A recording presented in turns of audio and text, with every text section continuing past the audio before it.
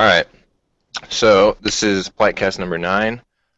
Today is June 8th, and I'm here with Kari and Kobaltios, and I'm soloing. And today we have an additional uh, member of the crew, a guest, if you would. Wody is here. Say hi, Wody. Hello, hello. Great. So we'll start as we usually do.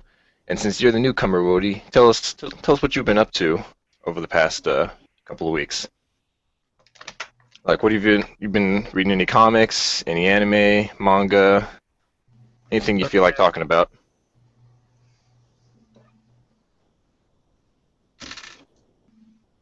Hmm? Hello? Uh, Odie. um, you know what? If nobody else minds, I'm sorry for taking your time, Wodies, but I'll go first since uh, we can, and then we can just go around, and then from there, we could just keep on going. Sure. So, yeah. So the only things I watched were like Edge of Tomorrow, which I could get to later. Woo! But yeah, yeah, Yeah, you but saw that, didn't you? yeah. I actually saw it. I actually saw it yesterday, which was interesting. But the other thing I actually watched this week was Card Captors, the Nirvana dub, where like Oh, you finally saw it, didn't you?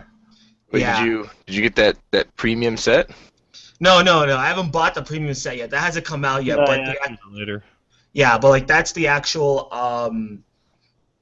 what was it? The edited version that was shown on Kids WB. And telephone. Yeah, on Teletoon on like the edited with like all the Nirvana does that they had to go remake and everything. And you know what? I come to this conclusion, okay? Voice acting Nirvana does very, very well.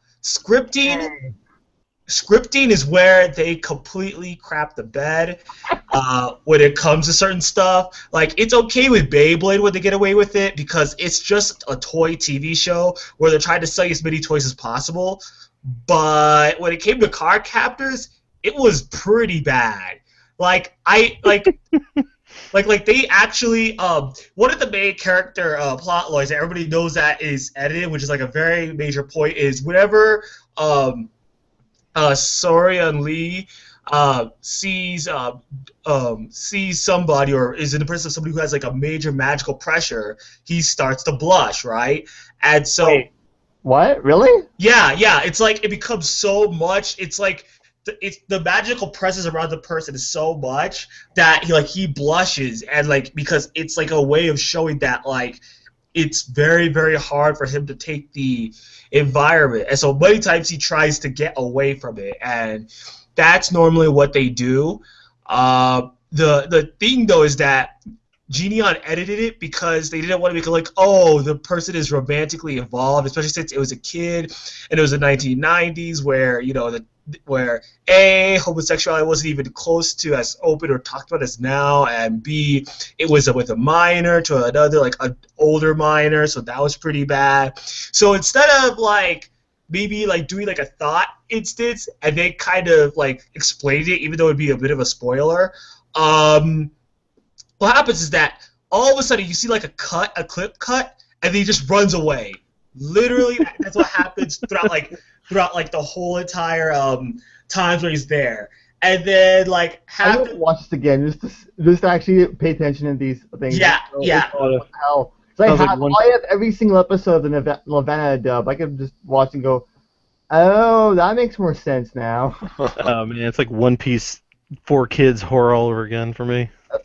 Yeah, like you will see times where like it'll cut out or like sudden like mini recaps in like episodes because they probably cut something out that like why would you have like a mini recap episode in like episode like 5? Like that doesn't that doesn't even make any sense. I think they were just meshing stuff together. Yeah, that's what they were doing. Whole episode. It was the infamous Summer House episode or something. No, I didn't I get don't know that why far. they moved that. I can't find it anywhere. No, I don't think it's that. But like it was just it was interesting because it's like I'm like, wow, the voice acting would have actually been okay. Serviceable, maybe could have been like done better, but like the scripting was horrible, the editing was horrible, like the name changes, some of them were okay, but mostly of them were just like men, never really were needed. Yeah. So I will probably still watch that because I need something to be in the background as I'm trying to watch stuff from E3 and other things like Oh that. yeah. And Yeah. the second movie, though, apparently, 'cause there's two movies for it. The second movie apparently used a completely different voice cast as well as a completely different dub group. Yeah. And Yeah. apparently, what's his name from? I Sayuki? forget. Oh yeah, from one of the characters from Digimon makes there's a voice for Lee apparently. Yeah. Yeah. Oh, no. They do that, and that's why It's like Sayuki all over again.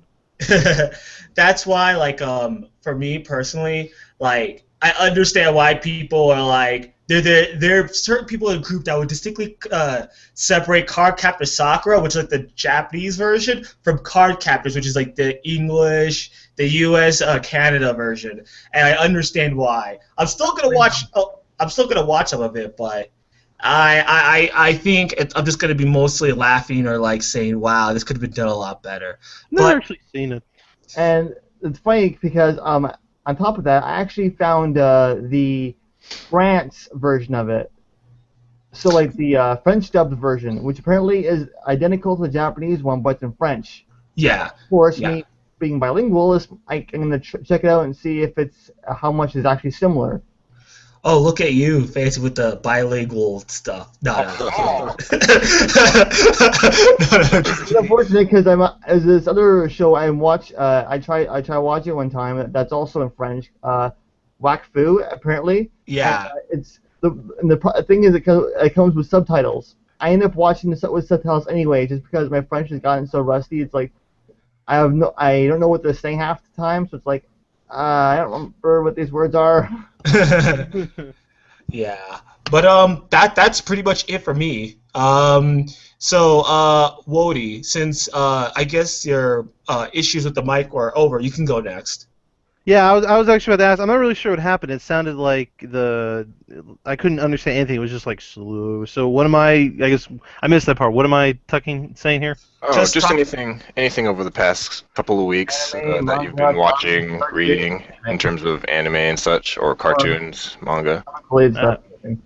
Oh man, I mean, I'll keep it quick. I mean, I actually jump around a lot because I'm on Crunchyroll. So like, I'm watching a lot of the like shows that are going on right now from like Black Bullet, Nanya's Buried Treasure, Makaku City Actors, Dai Shogun Great Revolution, No Game No Life. So Dai Shogun, is that the one?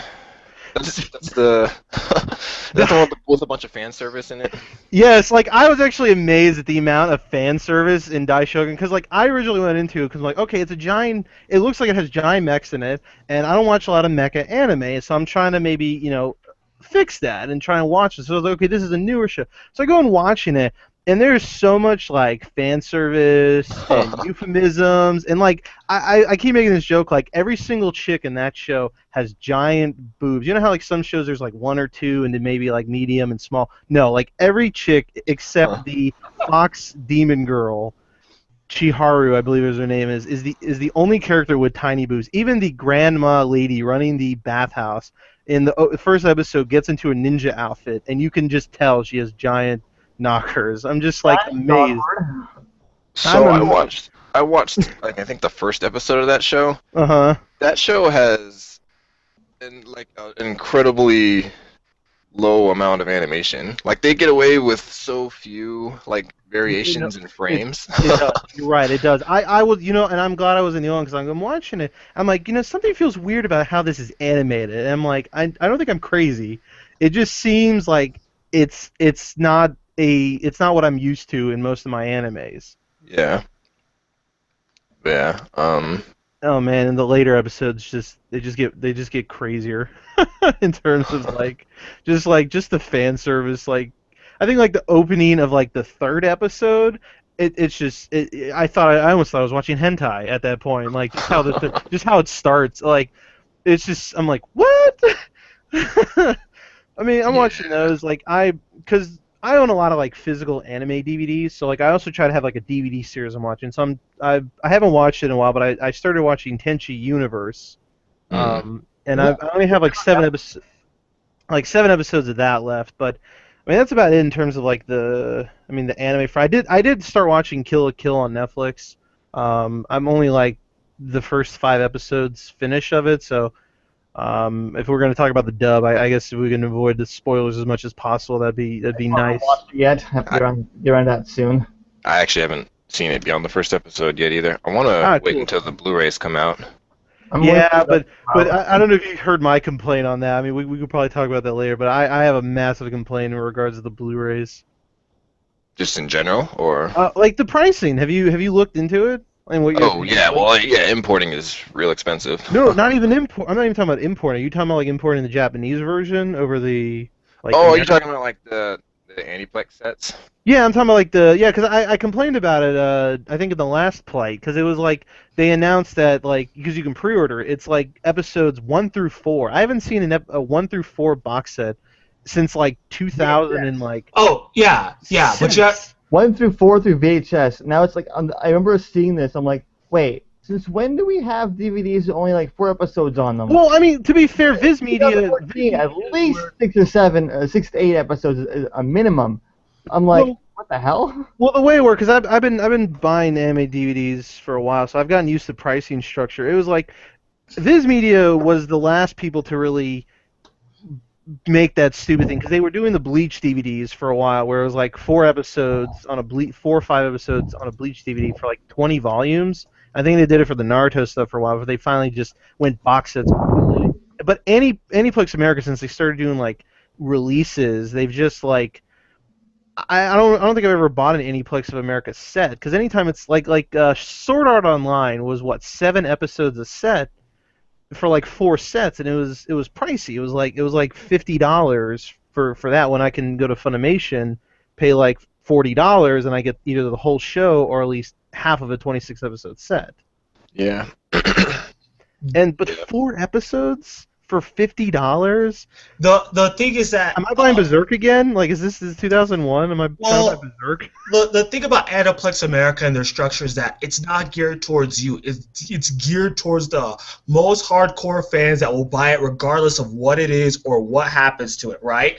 So at the end of the day, if it's not, they will release it not only from that particular issue where it's like, okay, we're going to start sending out DVDs to people, but they release it fairly close to the Japanese release times as well, so that usually jacks up prices as well. That's the biggest issue. Like, if you look at most anime companies, they wait a while before they release it, right? Well, Funimation didn't do that around High School Host Club because I always heard stories about how grueling of a task it was dubbing that show because they were trying to do it so fast to combat like piracy of Iran High School Host Club, and that one Well, wasn't like crazily overpriced either. Well, there's a difference. This isn't like America to America. This like American subs are doing American want the dub there. It's actually for Japan. The thing is that there's something called reverse importation, and pretty much the Blu-ray sets that will come to America are the same region as Japan. So at the end of the day, if you have a Japanese Blu-ray player, you could play American DVDs and import them easily. So when an American company can undercut what? Why so complex? Yeah, it's not so much complex, but I would go into my whole rant about why Blu-ray sucks and why Sony is like the devil for that. So, check in a plight for this. yeah, but like Somewhere. they consolidated the regions from like 7, which was with the DVD, I think. Like there's 6 to 7, Yeah. and then now they consolidated it to like 3, and so Isn't that like good though? no, Because it's because simpler. There's less regions means you have more compatibility across the world, Yeah. regardless of what you buy. yeah, I know unless that you're encourages importation, but that's still a good thing.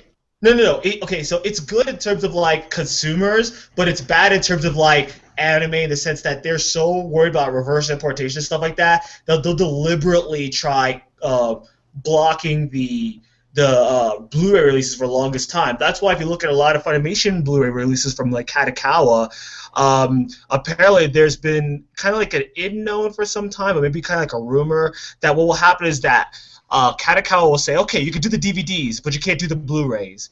And they'll have to wait an additional amount of months just to release the Blu-rays, which is why things like Dead Man Wonderland only released Blu-ray first. The same thing with Wait, Candy no, Stocking. Devin Wonderland is DVD. Oh, sorry, yeah, DVD first. They like. But is there a Blu-ray? Because I've talked to Adam at Katsucon, the like marketing guy there. Every time he's there, and Yeah. like it sounds like they can't do a Blu-ray licensing if there is no Blu-ray set in Japan per se. Exactly. And so the thing is that even if they do the Blu-ray set, they have to wait until the Japanese licensor says, okay, this is the set that is done, and you can now take the Blu-ray set and take it and do whatever the heck you want with it. So it's always like, it's like for Japanese licensors, they always want the Japanese sets to sell first, and then the out of nation sets to sell afterwards. So if the Blu-ray set doesn't even come in like until like 5 months later, you're not gonna see the Stocking. yeah, you're not going to see it until like 5 months later. So that's the thing. And Well, so you don't even see. I mean, Honestly, I I don't know, that prefer. doesn't really bother me that much because I mean, even Yeah. the Blu-rays take, even in Japan, I can tell you a Blu-ray set, a complete Blu-ray set, for a TV show is going to take at least 6 months. Oh Um, yeah, just for the and, releases. That's why like if you look at Aniplex's model, it's pretty much similar to the Japan model. And because they're releasing at such rapid speed, that's why I think they can get away with so much of their prices. But I mean, like people have said before, it's like if you're turned up by the Aniplex model, it's because it's not for you. Like there are people that will blow $500 for the that blew $500 for the Fate. I think the Fate Zero box set, the first one that came out. Yeah, that was really And, expensive. yeah, and people pay for that.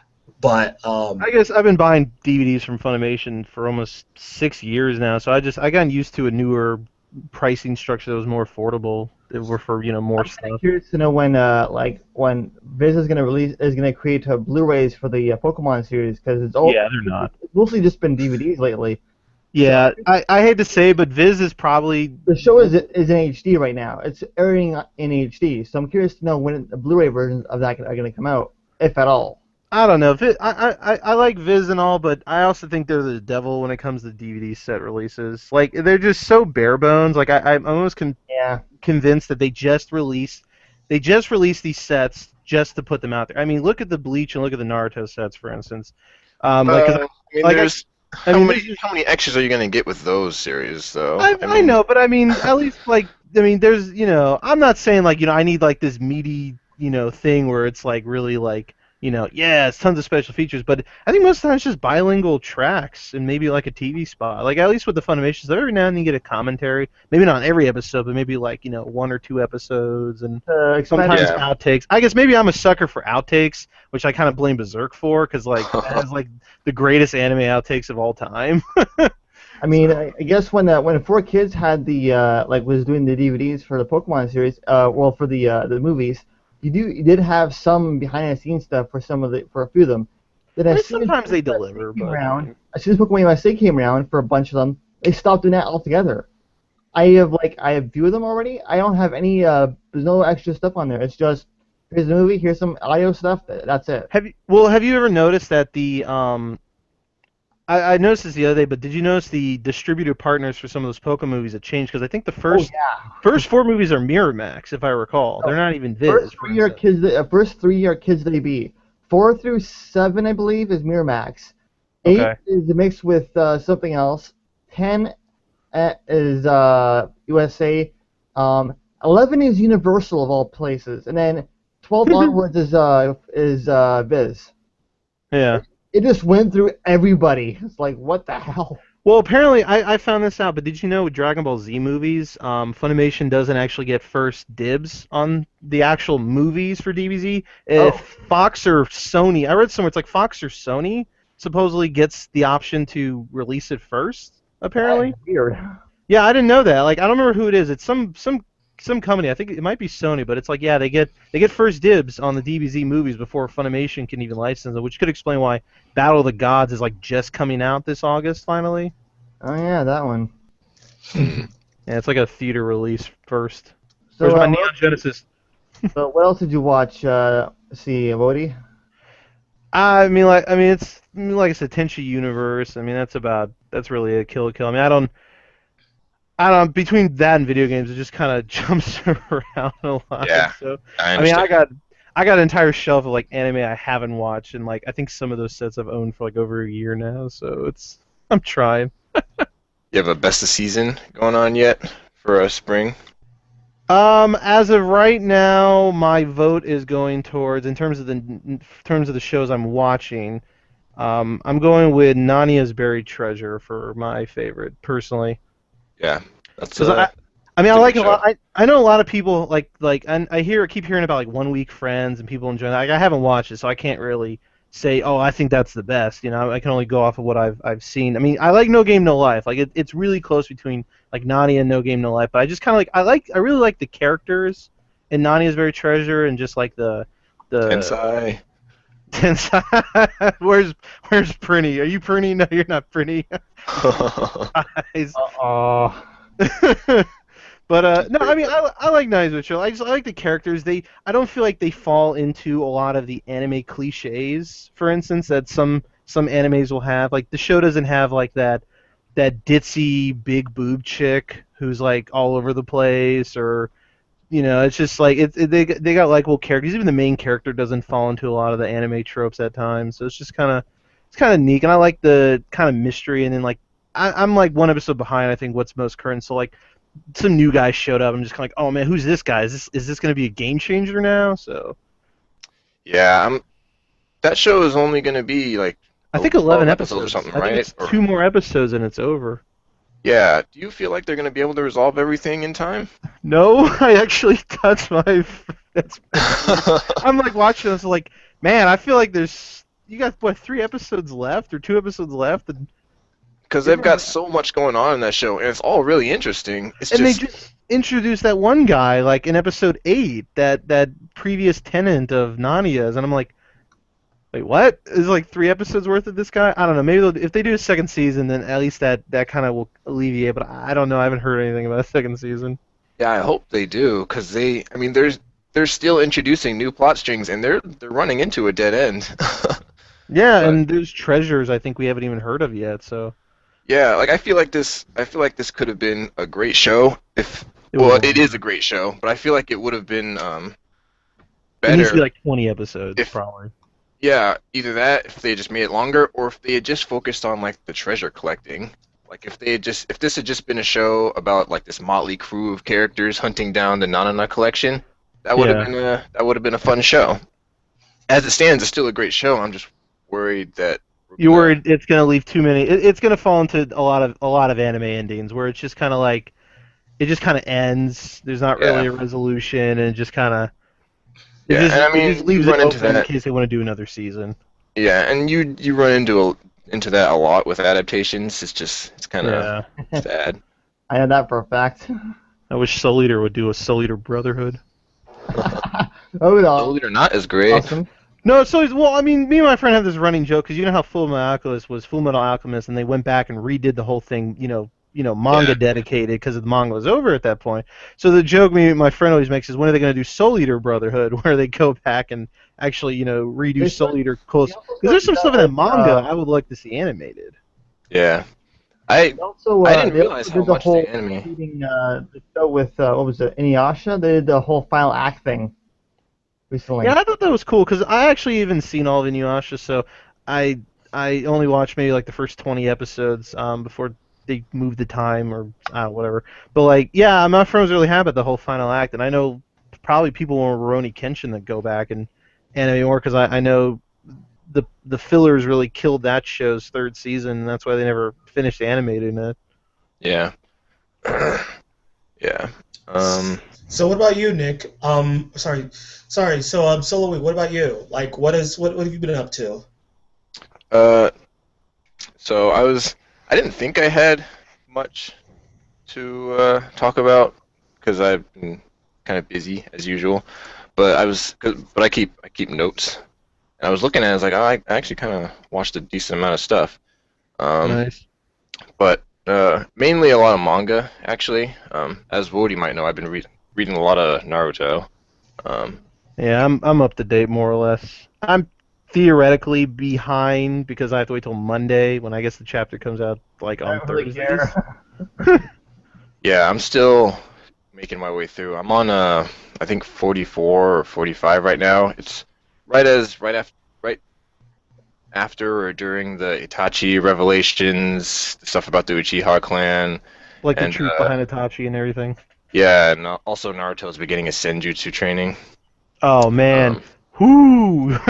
yeah, you're talking about the invasion arc or whatever. No, I I'm have talking no about idea what's going like on. the pain stuff. Like wait till Yeah, oh man, I like that. That was some pretty. That was a pretty awesome and gut wrenching arc at times. The I'm whole invasion of Konoha stuff with pain. I'm really looking forward to that because I've seen like little tidbits here and there. Like there are some bits that I'm really looking forward to seeing.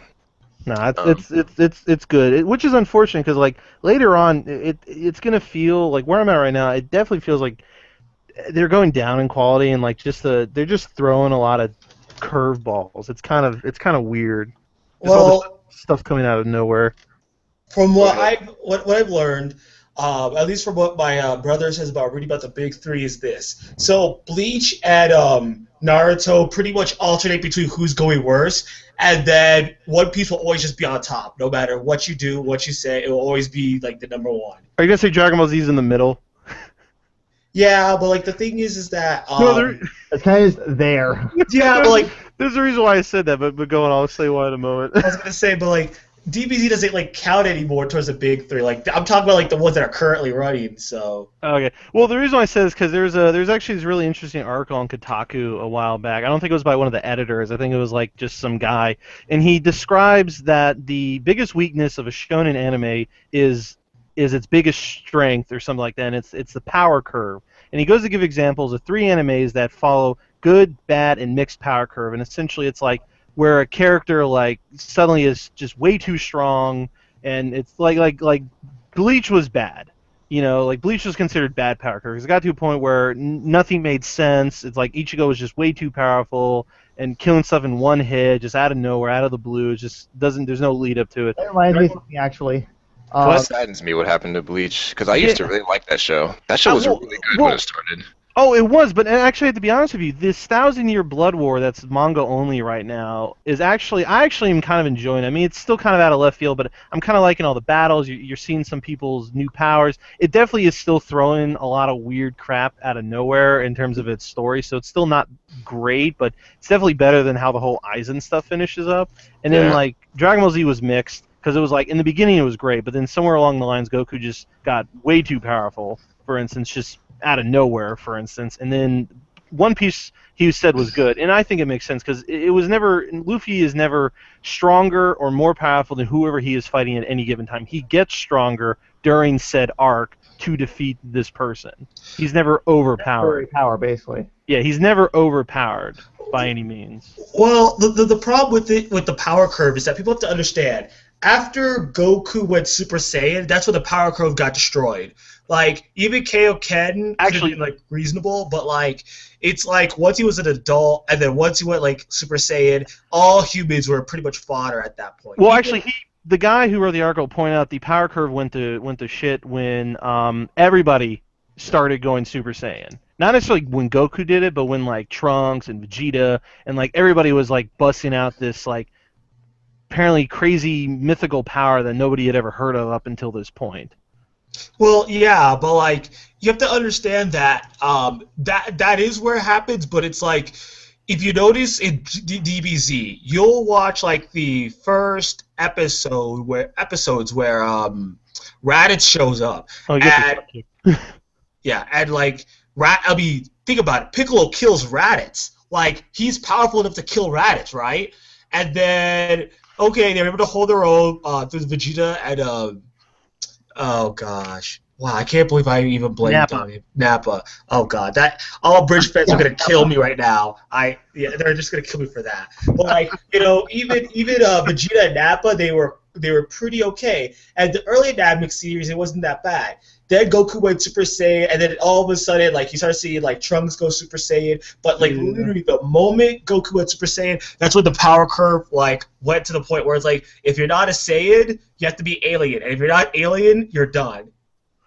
I wonder if what happened was that because I think the original story was that Toriyama I think was actually supposed to finish it after the Frieza stuff, but I think because of its mass popularity, he ended up writing more, and I wonder if that kind of threw a monkey wrench into his story.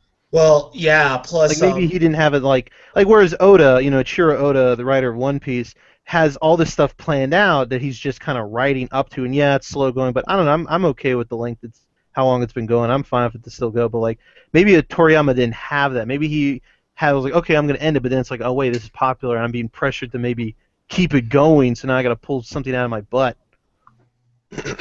Yeah, but regarding I guess the power creep in Naruto, do you, I think the thing that kind of bothers me as I get further in the series is that it feels um, like this feels like the power curve is kind of changing. Like the one of the things that I kind of liked about Naruto to begin with is that battles were they were kind of thinking man's battles. It wasn't just like people would run at each other and one guy would use his move and then the other guy would use his move.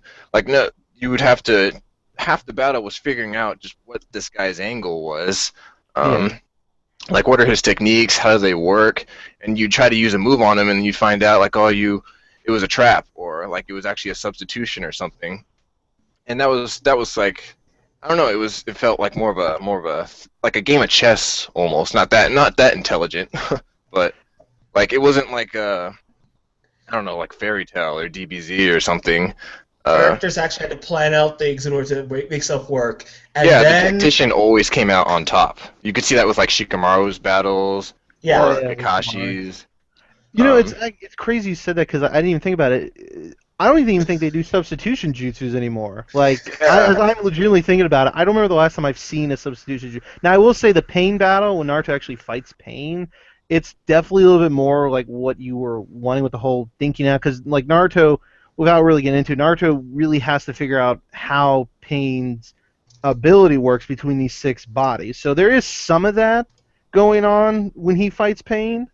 yeah, because that's what I want to ask you. Like, do you feel like that's still kind of going on No. where they're at No. now? No. no, The Like whole, Naruto is actually like this is why I'm kind of sad because I used to love like Naruto. Like now I'm kind of getting to the point where it's kind of waning on me because it Yeah, like right now what's going on it's really dragging like this fifth great ninja war. I won't get too much into it so you can read it, but it's basically the fifth great ninja war, and it's been going on for I kid you not, I almost feel like it's been almost like 100 chapters. Probably hasn't been 100 chapters, but it feels like we're getting to that point. And they are pulling moves and special powers out of their butt every now and then. Like some of the stuff you kind of knew about, but they never did. But now they're yeah, kind of like showing it. But no, it's like it's this battle is going on. Like people complain about DBZ battle lengths and how many chapters. I kid you not, this Ninja War has been going on for so long. And I guess it's not really wise to complain because like there are battles within it. Like there's this whole segment in the beginning of it where they're fighting like all these things. Like so I'm not going to get too much into it because you're reading it, so I don't want to spoil it. But they're fighting these things, and that lasts for a while, and then they all have to fight this other thing, and then then they move on to this other thing, and then they defeat this thing, and then now these two are fighting this thing. And like I want to say, but and I thought it was about to end. Like legitimately, like last week or 2 weeks ago, I was like, okay, cool, we're kind of getting down to the wire. And in this last chapter from last week, throws this monkey wrench out of nowhere. I'm like, and we're gonna have another 10 chapters probably of something else that's just gonna drag on for a while. So I don't know. I mean, Naruto's really gone down in quality in my opinion. Like since the yeah. New I'm Wars. not surprised to in hear regards that. to the It whole kind of saddens me. planning out stuff in regards to attacks and all that. I find that for Pokemon, it was during Hoenn and Sinnoh that was at the height of it because Ash was actually legitimately coming up with really neat strategies to win all his battles. And then like in Black and White, it was like, oh, he just doesn't really care anymore. I'm like, well, Well. To be fair, with like a couple of black and white, like Ash got his butt handed to him multiple times. yeah. Like it was literally like, well, I think that's what they were trying to do with black and white. Make it go back to the first season, but it's like Ash has actually had to be so inventive with some of his battles that like going back to the whole, okay, you beat yourself, you got beaten down once, now you have to actually go redo stuff again. It kind of feels bad. Then again, But, like I tell, like, at least in Hoenn and Sinnoh, he was like really thinking on his feet type thing, and here he just like in Elisa's battle, I'm actually face palmed a few times. I'm like, oh come on, you know this stuff.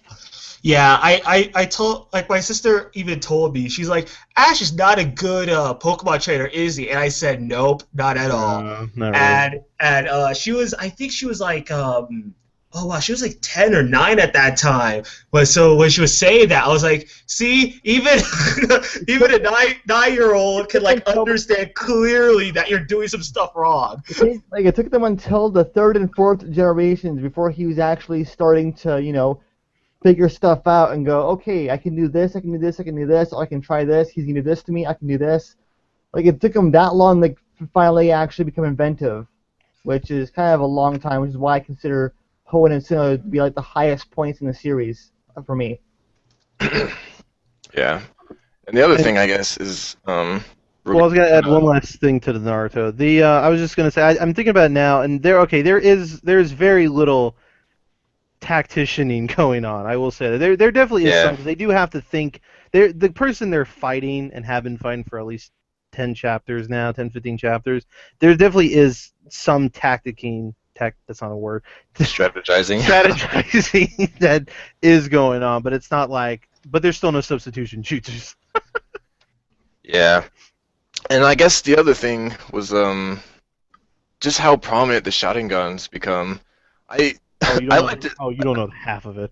Yeah, like I liked it better when it was just like this special power that let you copy other people's abilities, but now it lets you like teleport people to other dimensions, and it summons ever burning fire and all this nonsense. Oh man, Like like they've I'm added telling you. so many like nonsense powers to that thing. It's just everything about it feels arbitrary. Nah, Kishimoto just like, Yeah, he we- obviously did not realize that you need to pare things down. Oh man, Well, like I've always liked the Byakugan better because it was a really simple and straightforward power that seemed really neat, oh but man, like wait till just wait till the Ninja War. You think the Sharingan's all like the way it is now? Just oh my god, and then I'm gonna be honest with you, like the Byakugan just pretty much dies at this point. Like it's there. well, even at this point, like it's kind of Exactly. nothing. It's all the Reningen. I'm sure. I don't know if you've heard about it yet, but you'll hear about the Reningen, the eyes that Pain has, and it'll just be Yeah. that and the Sharingan. It'll be just pretty much those two.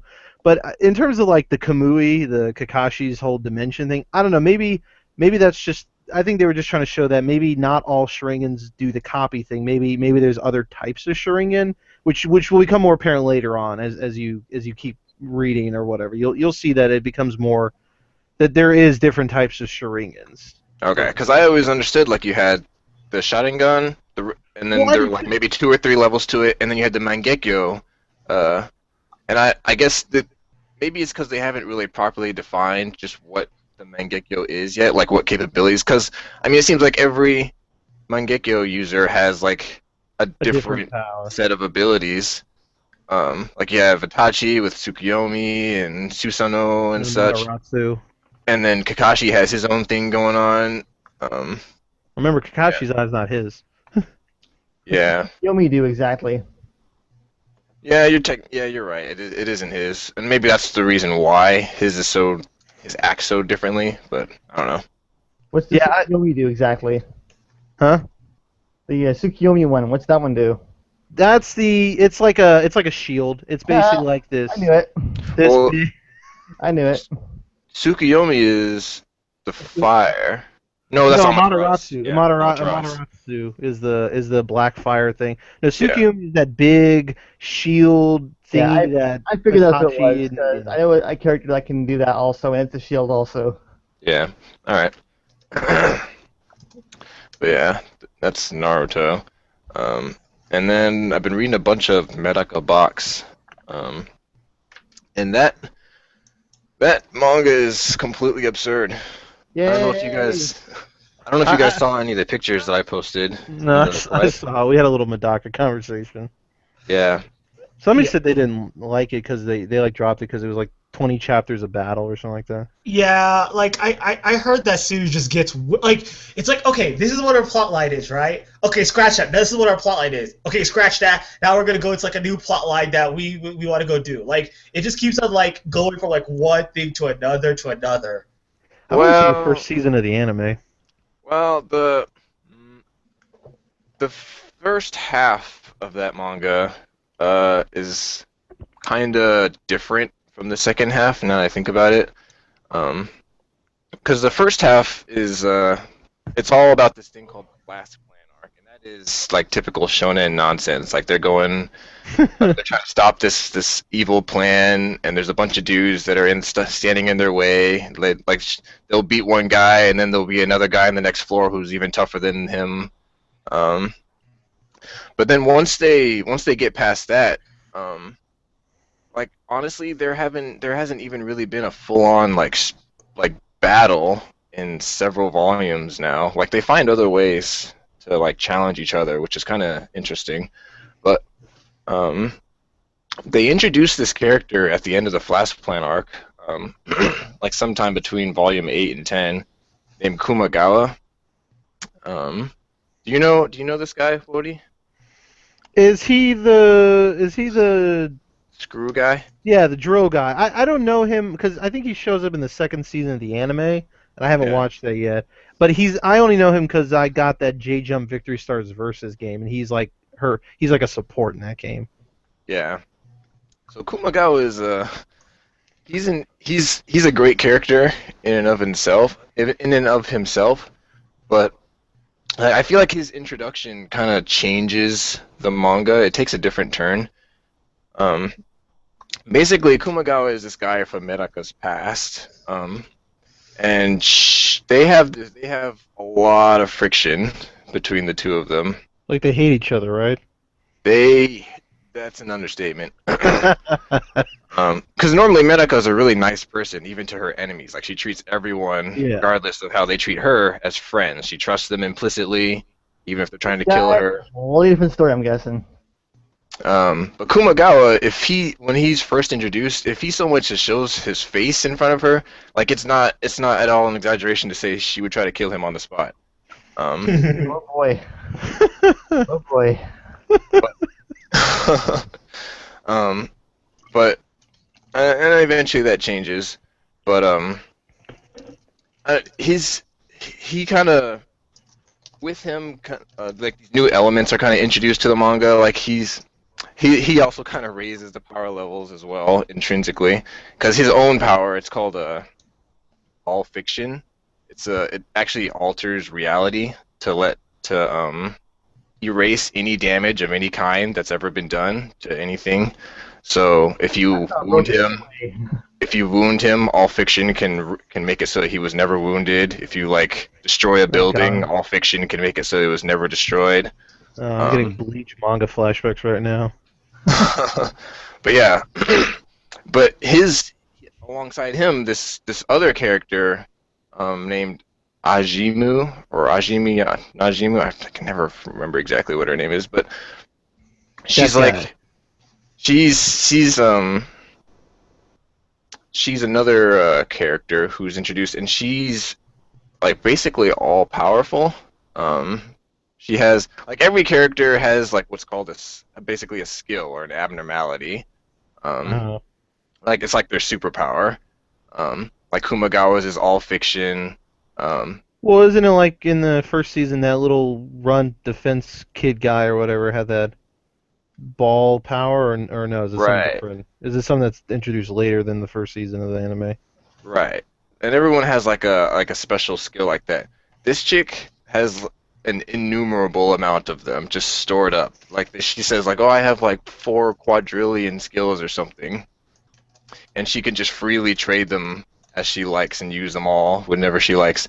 And she's a weird character because she breaks the fourth wall a lot. Like she's fully aware that she's in a manga, and all the this whole story is Well, taking like place in a manga. Deadpool, basically. Sure. Um, and For all intents and purposes. yeah, she's technically the antagonist of the story, but she's kind of a strange antagonist because she never actually like everyone is always wary of her. Like when she appears, like, oh, it's this chick. We need to fight her. But then she's like, no, I'm not here to fight. I'm just here to hang out because she doesn't really. I don't know. It's hard to describe. Oh Um, god. it's hard to That's describe this whole manga to be honest, except to say that it's absurd. I know a few anime like that. Like, well, what's it about? Stuff, I guess. Yeah, I don't know. It feels like the author's having a ton of fun writing this manga, to be honest. Like um, it's the same guy who I actually just learned, who wrote the Monogatari series, and now that I think about it, it kind of shows. Like there's a lot of references to other manga, and like kind of the industry as a whole. There's this one character who is a huge fanatic of Jump Square as opposed to Shonen Jump or Shonen Jump. And Jump Square is, I guess, it's a weekly magazine or a monthly magazine as Yeah, opposed Jump to Shonen Square. Jump. Yeah, Jump's the monthly one. Yeah, and he's like super passive aggressive towards anyone who doesn't like Jump Square like he does. Um, Huh.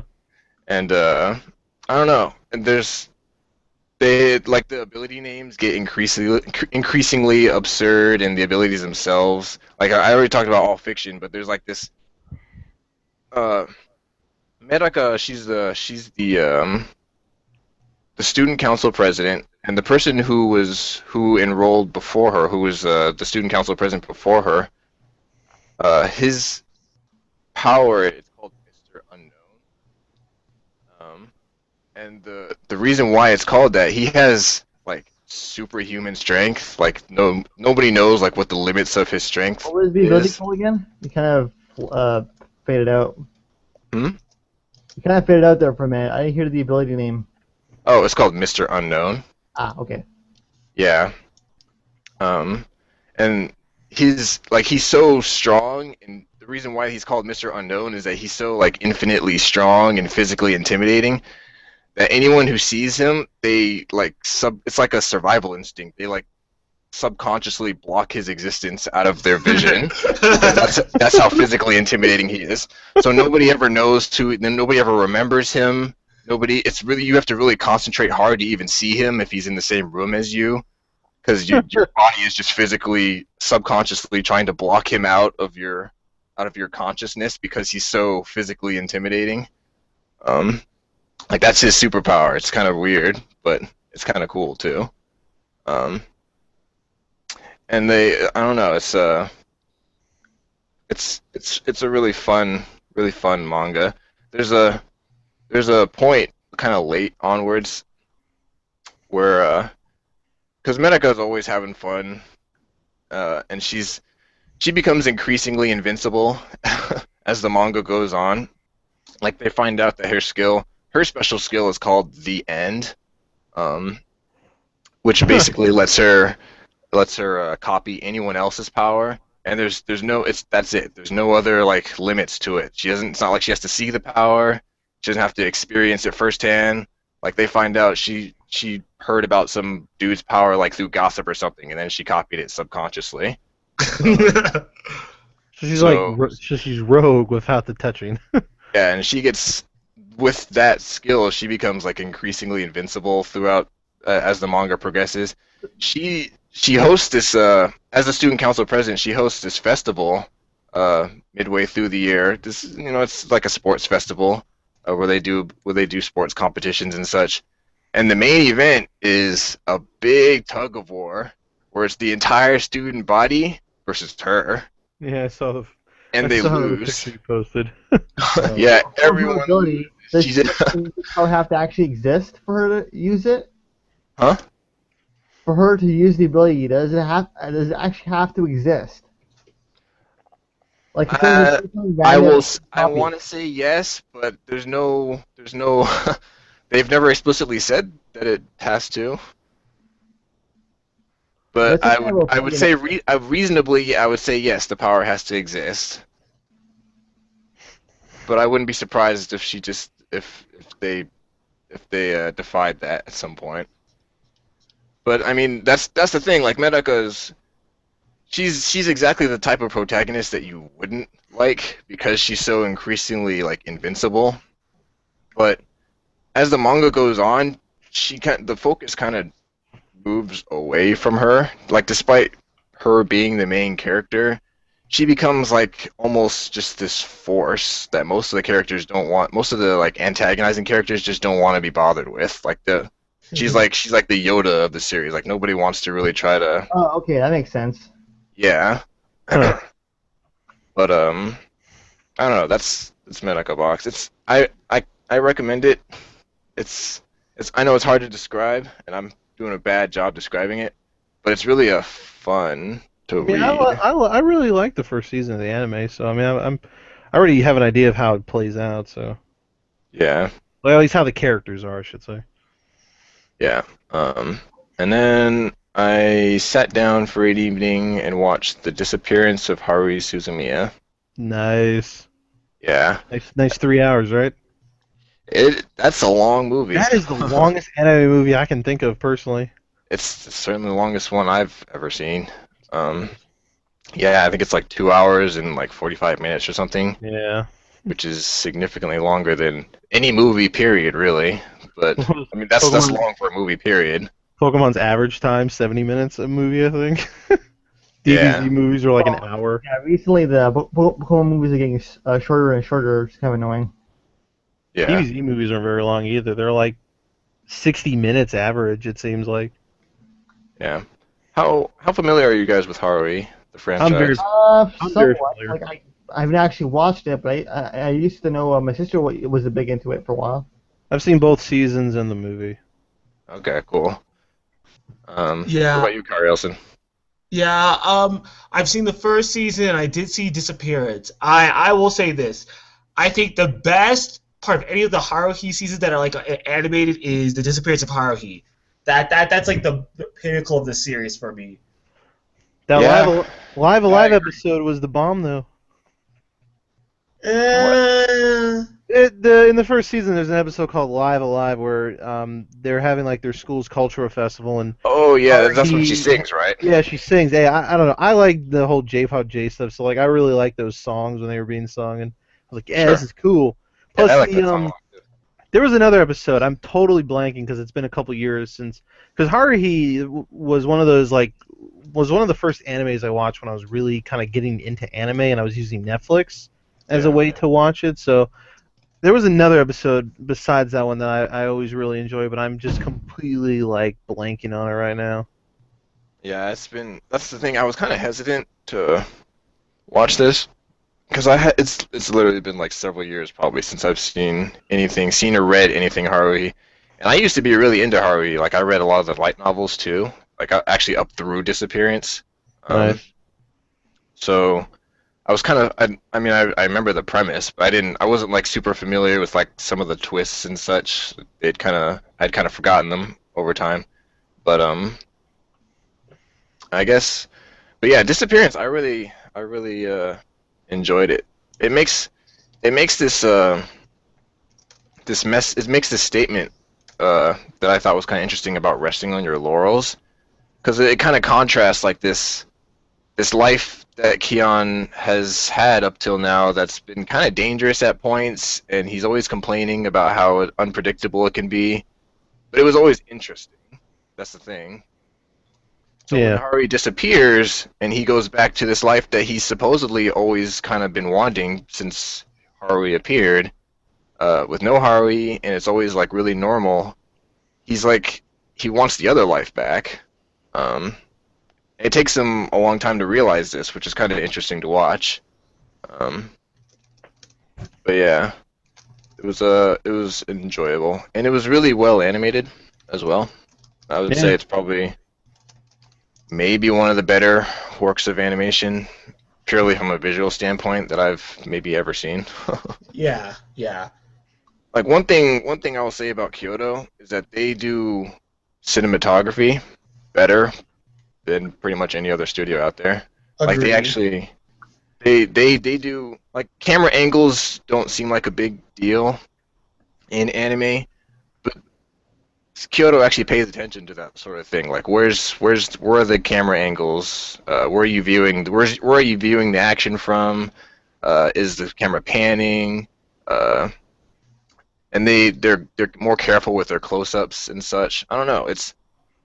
They do a really good job with the technical aspects. Yeah. Um, and then I decided to pick up Knights of Sidonia, which is an ongoing for this season, because I decided to shelve Captain Earth for the time being, because I want to wait until that one's done and watch that. Uh, but Knights of Sidonia, have any of you seen this or heard I, of it? I don't think I've even heard of it. Okay, it's a mecha show, a science fiction mecha show. Um, the premise is not very unique. It takes place after Earth has been destroyed by these aliens called Ghana. Like they're these huge like alien monsters that have a bunch of tentacles. Not like other gods. Sure. And the only way to destroy them is with they're they have this core inside of them. Each Ghana has a core, and the only way to destroy them is with this spear made out of this really rare substance. But Knights of Sidonia takes place on the Sidonia, which is one of many seed ships that kind of escaped Earth after it was destroyed. And they're kind of wishy-washy about the fate of the other ships or colonization ships. Uh, for all intents and purposes, the Sidonia might be the last remnants of humanity. Um, so they're just kind of traveling through space, fending off constant Ghana attacks, and that's basically what the show is about. It's like life on the Sidonia and being a pilot, fighting these Ghana, who are kind of horrifying creatures. When they have a tendency to extract pilots from their cockpits after they've destroyed their mechs. So like they'll destroy the mech and then they'll like take the tentacles and take the pilot and then they'll eat them just right there in space while everyone's watching. And then they'll morph into that person. Uh, except they're flesh colored. So it just looks like this flesh colored face that's looks like it's in agony. I don't know. It's really a kind of dark show at points. Um, Hmm. but what's interesting about it is that it's mostly in 3D, mostly animated in 3D. Um, I like the Berserk movies. yeah, like they really only use 2D for backgrounds. Otherwise, it's all 3D. The character models are in 3D. The mechs are in 3D. Um, but yeah, That's different. it's actually a little bit like Ruby, um, in that sense. Really? Yeah, although Ruby uses all 3D, Yeah. including the backgrounds. But it's kind of a strange show at first. Like there's things that happen in the first episode that kind of seem out of left field. You don't really understand what's going on, especially since they don't really explain the background or the premise that much. They kind of like they don't do an info dump at the beginning. Like this is what humanity is like now, and then they move on to the show. Like they kind of gradually give you tidbits as the show goes on. Um, but once it finds its footing, it actually gets really good. Um, and it deals with some kind of interesting themes that are kind of necessitated by the fact that they're on a ship, um, and they're very low on resources. Like there's human cloning going on, um, and they've genetically engineered themselves to be able to photosynthesize. So they only have to eat once per week, which helps mitigate food supply issues. Wow. Huh. Okay. Yeah. Yeah. Flat people. It's an interesting show. I'm enjoying it so far. Uh, and then I watched Planes, which is kind of a unremarkable movie. Which I was really looking forward to watching it because I like plane movies, but it's I in heard it was spite of a its premise, it's kind of an unremarkable movie. yeah. I heard for a side Disney studio thing, it wasn't very good. Yeah, Worse than Cars too. I have seen Cars too. Um, The general like if you go off of like a critic standpoint, then yes. yeah, I would say Cars 2 is a better movie than Planes. Uh, Yeah, That's kind of sad. yeah, it's actually kind of remarkable just how much Planes mirrors the original Cars' plot. Um, it's because it's an air race across the world. Um, oh, so But okay. but is Dusty Crophopper like a hotshot plane guy who gets like wrecks some town and gets stuck fixing it? no, he's actually just some backwater dude who does crops Crops. for a living. But he really wants to be a hot shot. Um, Now they got yeah. planes and rescues coming out. Oh joy. Planes, Fire, and Rescue. They started selling those toys like the other day at work. Yeah. The only thing I thought was kind of, I guess, fun about the movie is that just the world of planes and cars is kind of fascinating in a sense. Like the fact that every vehicle, it's weird because the setting, it's like it takes place in a world like ours. It's like it's a world for humans, but there's no humans in it. Like they have gas stations, they have like aircraft carriers are still the same. They're shaped exactly the same, but they're they're alive. And like planes still have cockpits, but I mean they're alive. And there are no humans. It's weird. It's like a human world without humans. It's not like they actually reshaped the world to make more sense for a place where all the vehicles. It's not like Transformers, for example, where they're building a world from the ground up that says, what if there were no humans and it's But just all the Transformers vehicles? at least have like a bipedal humanoid form at least. Yeah, but I mean Transformers, you have Cybertron is their planet, Yep. Yeah, and yeah. on Cybertron, like that's a world that's all built around the concept of vehicles living on that planet and nobody else or machines. In like the world of cars and planes, it's the human world, but there are no humans. It's weird. I don't know, but it's kind of and in the same way, it's kind of interesting to watch.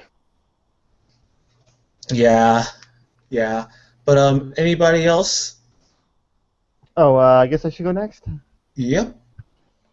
Okay, so let's see. I don't remember exactly when the last podcast was, so I can't really go from there. But let's see. I can remember I watched. I started watching this. What it was is that it's.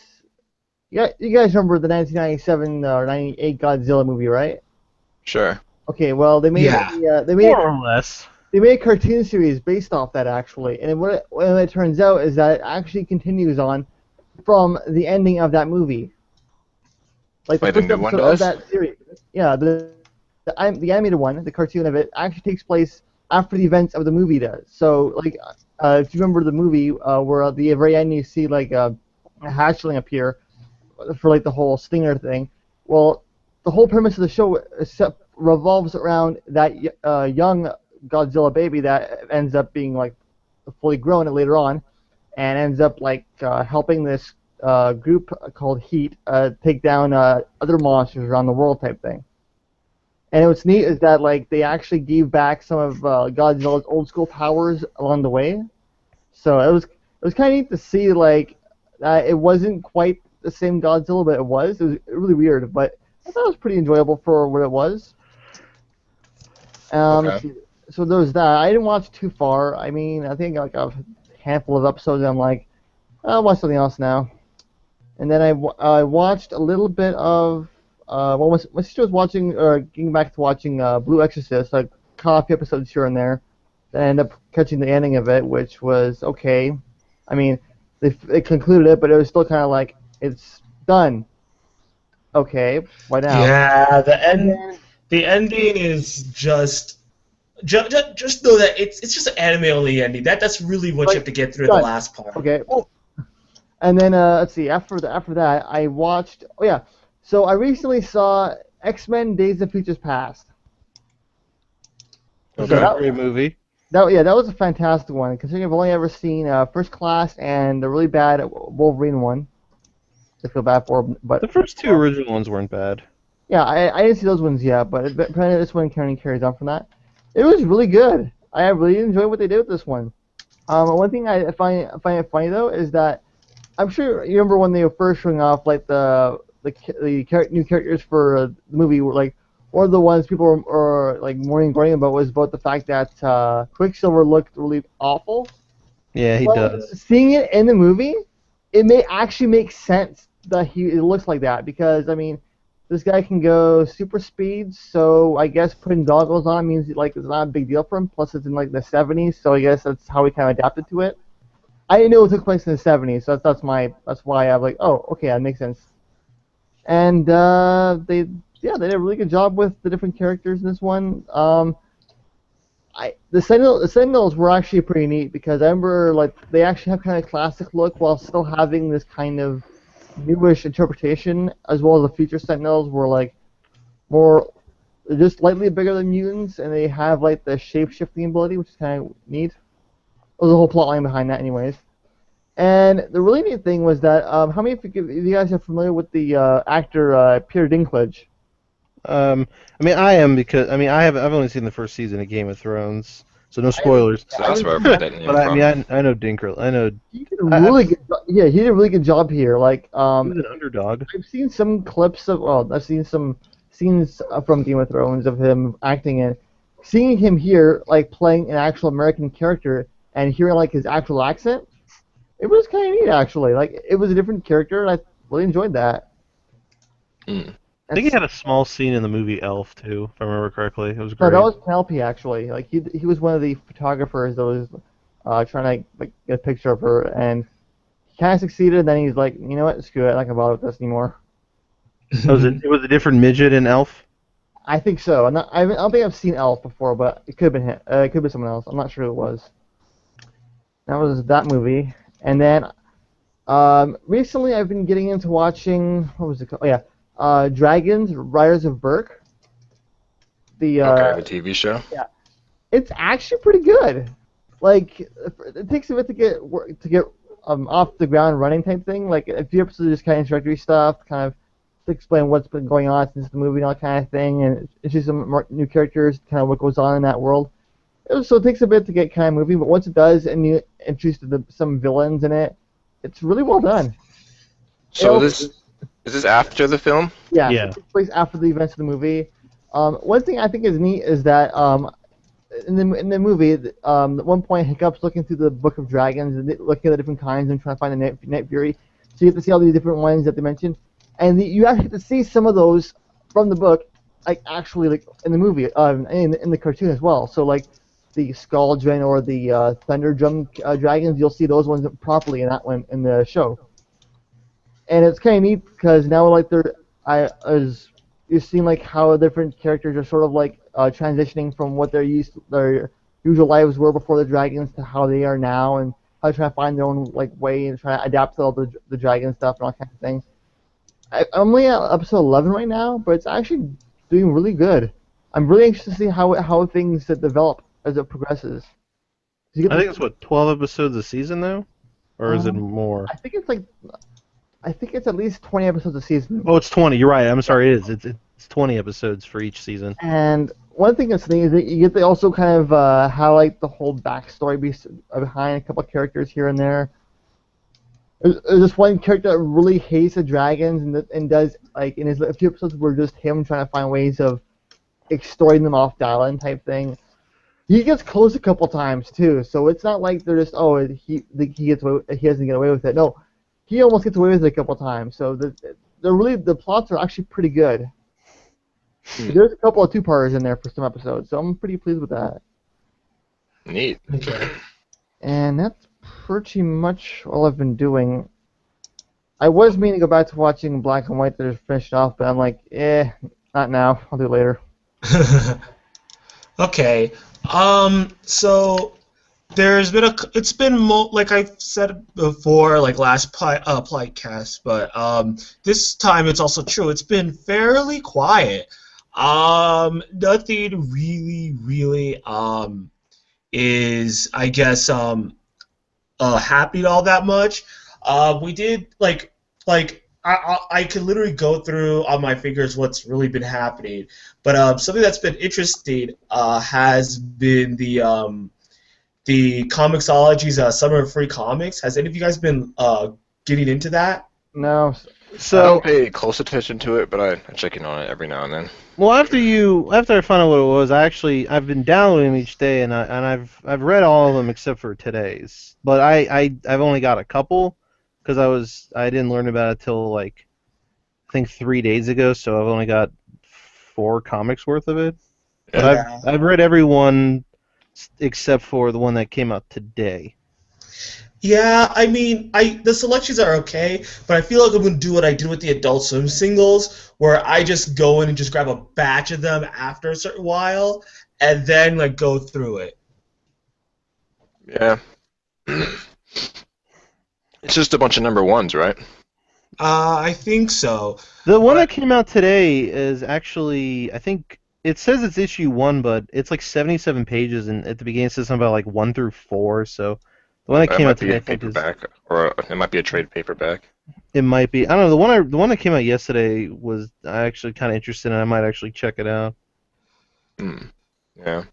It was it's called Grimm Fairy Tales Helsing. It's essentially a story about Abraham Van Helsing's daughter, kind of in a modern, yeah, it's like modern times because she has a smartphone, for instance, and like just her, dealing with fighting vampires and whatnot. Cool. Grim Fairy Tales. You're gonna get a lot of fan service from those guys. It's funny you say that because her outfit's pretty fan service. It's essentially it's essentially a corset and a jacket. Yeah, those guys pump out a lot of stories, but there's one common link, and it's that the women are all scantily clad. Yeah, she's definitely scantily clad. And then the day before, they did a Silver Surfer, which I guess it's a new Silver Surfer comic. Mhm. And like I just kind of had to chuckle at it because like the way it ends, it's like the story in this one seems to be that like the Surfer's no longer like the Herald of Galactus at this point, but some planet called the Impericon calls requests his service to deal with some sort of Queen Empty or Queen something. I can't. She had some weird name, and the way it works is this Impericon scans you, like does a scan of you, and they essentially find the person in the world who is most important to you, and essentially kidnaps that person and holds them hostage until you maybe take care of this this this this queen or whatever. Um, and it's so funny because at the end of the very first chapter, he's like, "Who have you taken? Who have you taken?" He starts naming these people, and they show this like woman that the whole issue's been interchanging between, and he's like, "I have no idea who that is," and then that's where it ends. Because what happened Kind of was is random. yeah, well, because what the story is like, so it starts off as like 12 years ago or several years ago when he's like um it's like 7 years ago when he's like he's still Galactus' slave, and like this girl in this like town wishes upon a star about like how she wishes a star, the star won't fade and it will continue to live because like a star falls and it's dead, but she was like, I don't want the star to fall and die, I want it to just continue. And then, so as this thing's going on, it's showing her dealing for like bed and breakfast plays, and then him dealing with this Empiricon people. And then at the end, she's like, "Wait, where am I?" And he's like, "I don't know who that is." So like, I don't know what happens like in the next chapter, but I guess somehow this lady has become like somebody very important because maybe her wish has like saved him or something. I don't know. Okay. okay. And then the last one I read to kind of end my thoughts on this stuff was it was called Letter 44. Oh, that So one. Okay, so you know what I'm talking about, and Yeah, or at least I haven't read it, but I did download that one. The premise sounded kind of interesting. yeah. So basically, it basically tries to confirm that okay, so we elect the president, and the president makes all this like this things like oh, I'm going to do this, I'm going to do that, but you know how it's like they don't do like I think the idea is that they're trying to say like the president says all these things they're going to do before we elect, and then we elect them, and then they don't do half of it, and like this book is trying to explain that kind of in the sense that like you know it's because there's this alien race. Apparently, there's some alien race over near Jupiter, or Mars, or something like that, and it's like they're using their money to fund this like secret project that only like 8 people know about, or something along those lines. Hmm. And so like the chapter ends with them kind of like you kind of discovering something about this race, but like it doesn't. I mean, it's kind of like a setup. So like going forward, I don't know where it's gonna go or what it's gonna lead into, but it's kind of like that. It's kind of like a sci-fi mystery kind of like thing going on, like stuff behind the curtains. Okay. That sounds interesting, actually. Yeah, I was yeah. I was kind of interested in picking up the next book. I'm not gonna lie, I haven't decided if I'm going to or not. Yeah. Yeah, I gotta grab that because that would definitely be interesting to read. But Okay. Anything else? yeah. Um well besides that, I mean I don't know what came up like before then. I mean we did do like the we kind of talked about Aniplex, but did anybody hear the Kill a Kill dub? Yeah, Not yet. No, I'm kind of just saving it for like actually watching it. Yeah. I Well, Yeah. watched it. I mean, I recognized a few voices. yeah, I mean, I know some people are having issues with it, but I thought it was okay. I really had like it sounded it sounded that there was a couple of things I wish they would have done. Atsuki's voice, I really wish they would have made it more deeper and more alto-y. But I feel like some of the VAs should swap. For hold on. So for the so for like Satsuki, I thought that would have been it. That would have been interesting. If they would have used that for a different VO. Oh my god, I can't believe it's only been like a couple of like months since Kill a Kill, but yeah. So I was thinking that like Satsuki's voiceover should have been Ryoko's, and Ryoko's could have been like somebody else's. But that's one thing. But somebody said like calling Fingerbread as I think the voice actress for No. what was it for one of them, and I was like I don't know. I thought it wouldn't be bad. She could probably do something, but it would be like Yeah, but I that's think falls into the Funimation problem. They, oh yeah, yeah. I'm I just don't think saying they like could have. oh no, probably not. But like that would have been bad. But Michelle Ruff would have also been pretty interesting too Yeah, if she's still. Michelle Ruff would have been great for Ryoko, especially since I can definitely see her playing a short character like with like a really aggressive personality. It's Yeah, gonna work really well with yeah. that kind of thing. I feel like well the has anybody like I haven't seen Magi for instance or Maggie or however you say it Yeah. but the chick who does Ryoko's voice does Aladdin's voice in that show for instance. So I don't know like just for compare like I'm like I haven't seen it so I this chick is new to me like I looked into her she's actually a pretty new voice actress for Yeah, voicing period. She's been yeah. in like Bang 10 Zoom. things. Well, the thing is that Bang Zoom's been trying to open up the pool again. That's why. I think a lot of the what is it? The more mature voice actors and actresses are also in there too, but like they're rotating to expand their pool. You know? Well, like That's a good Satsuki, thing. well Satsuki's English voice actor. She's very well known. Like she's been around for a while. Like, she was in Berserk. Like the English version of Berserk is Casca for anyone who might be familiar with Berserk or Casca, however you say her name. So like she's veteran. Like she's been around for a while. Yeah. And then for any Blaze Blue fans, you got the voice of Jin is actually the voice of was it Sanketsu? Oh The God. the the voice of Jin Oh is the voice of God. No. Sanketsu. Oh, And yeah. then Ragnar the Oh, Blood God. Ragnar the Blood Edge is Gamagiri. Have you say his Yeah, name? Are you fucking serious? Dude, yeah. Which is I like personally. Patrick I like Swayze. Patrick Seitz. So I why? think he can So, play that just weird, that because Gamagiri character great though. so who's doing the so Jin is for the one for Ryoko, right? Which one? So the person who's Jin the VA is doing the one for Ryoko's outfit thing. Sanketsu, David Vincent, who is the voice of So it's the reverse then because David Vincent is the voice of Jin and Hakumen in Blaze Blue. He is well, voicing it's hilarious because Sanketsu. you know I think we may have broken Cabaltios there. it is funny because in Blaze Blue, Jin's color scheme is blue, yet Ragnar's color scheme is red. So they actually swapped it for these characters.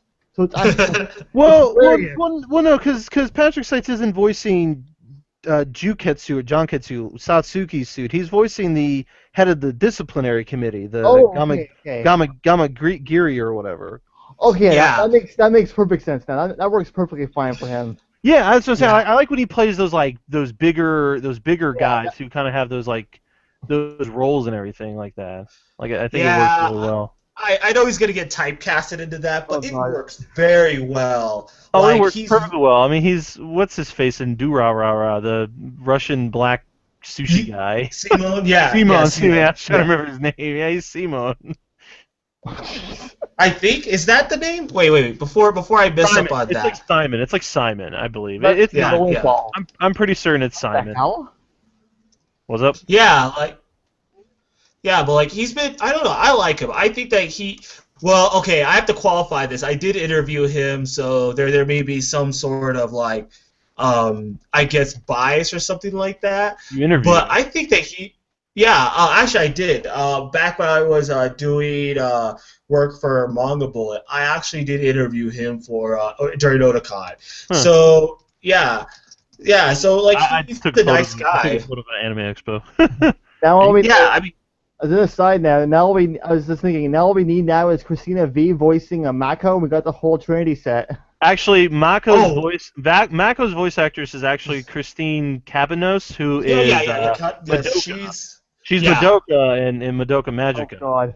So it's funny because like if they did have Christina V, they would have all three Blaze Blue characters and went in another anime. It was just kinda Nah. I'll bet she's gonna be doing it. funny as hell, though. Like there. I don't know, cause like yeah, she might still be in there, cause like I mean it is Bang Zoom, and like not all the the lesser characters, for instance, have been like their English voice actors haven't maybe necessarily been shown off, so she could still be in there, just maybe not as a main character. Pretty funny though. Yeah, like I think it's gonna be it'll be interesting. I think the dub will needs like I'll be honest. Once I go to Anime Expo, I'll listen to the dub, and then that's when I'll say whether or not it'll be worth going into. What my hope is that after Blue Exorcist is done, then Toonami and Adulthood will say, okay, we're just gonna take Kill la Kill and then just replace it in that slot. Therefore, I don't have to buy the DVDs. I'm actually kind of. I mean, I'm kind of hoping for that too, just so I can hear the English dub. Because that's actually how I saw Gurren Lagann originally. Because when those DVDs were coming out, they were Japanese only, but you could watch it on Sci-Fi in English. Yeah. And that's how I watched it. I watched it in English on Sci-Fi, and then eventually, when they started the English DVDs, that's when I was buying them. Yeah, Rip Bandai. I actually have the first I actually have the first DVD box set, the special edition one. It was really nice. You have like the drill core that lights up, and the box actually has it's legit. Yes. Viz Media used to do that with the Bleach sets. They had like those limited edition ones that came with like something figurine or something. Yeah. But besides that, I would say that there really hasn't been anything I guess new. I mean, I wouldn't say that. There was one minor thing I can kind of bring up because I did tell Wody about this a couple weeks ago, or was it that long ago? No, it was like a couple weeks. I guess they had the the new opening for Ruby, so Volume 2, which they showed off. And Yeah, I saw that. it's neat because like now we're getting some more. I feel we're going to get more detail into like the whole world now, as well as like more character backstories and such. So the first thing I noticed is that you see a lot more characters in the opening, like a lot more, including what was it? You see like Sun, you see Penny, you see Scarlet Velvetina, you see their teams. So now we have like a whole lot of characters, and we now know there's a science division within Ruby, which makes sense because I mean, I guess magic and science kind of coexist in these things usually. And another thing that's kind of neat is that, and this, I remember reading this, watching this from the Ruby Diaries things where they show off like what they're doing so far. Two things. One, they're doing a lot more work with the look of the show and the animation, so you won't be seeing these random silhouette people all over the place. There's actually actual people now. And two, probably the one that everyone's really happy about, every episode will now be 12 minutes long. Okay, finally. Like minimum, or? Yes, that's one of the things they've been stressing is that now every episode will be 12 minutes long, which now means that How long were they originally? 5 to 10, like 5. Yeah, they varied. Yeah, 5. Like Red vs. Blue. Yeah, exactly. Red versus Blue, like there you go. And then unless it was like I think only 8, 15 and 16 were 10 and 12 minutes long, just so they can get like information out of the way. I'm really hoping we get more details behind Ruby herself and some other characters, because I mean we mostly focused on what was it, Blake and Jean. So hopefully we get more on their characters. And we I want to know more about Yang. That's girl. I mean, to be fair, like we know Ruby and Yang are kind of related somehow, but I'm really curious to know the backstory behind it, especially considering like we got like a tease of it during her song and all that, and I don't know, we want to know what some of this backstory stuff for these characters are and all that. Yeah, I think the thing is that at least with the 12-minute episodes being forced now, they actually have to like explain certain things. Like I think the biggest problem with Ruby in terms of like build up was that it built towards a lot of things, but that things never really got explained. Except, well, some things did, some things didn't. So hopefully more things will be explained now.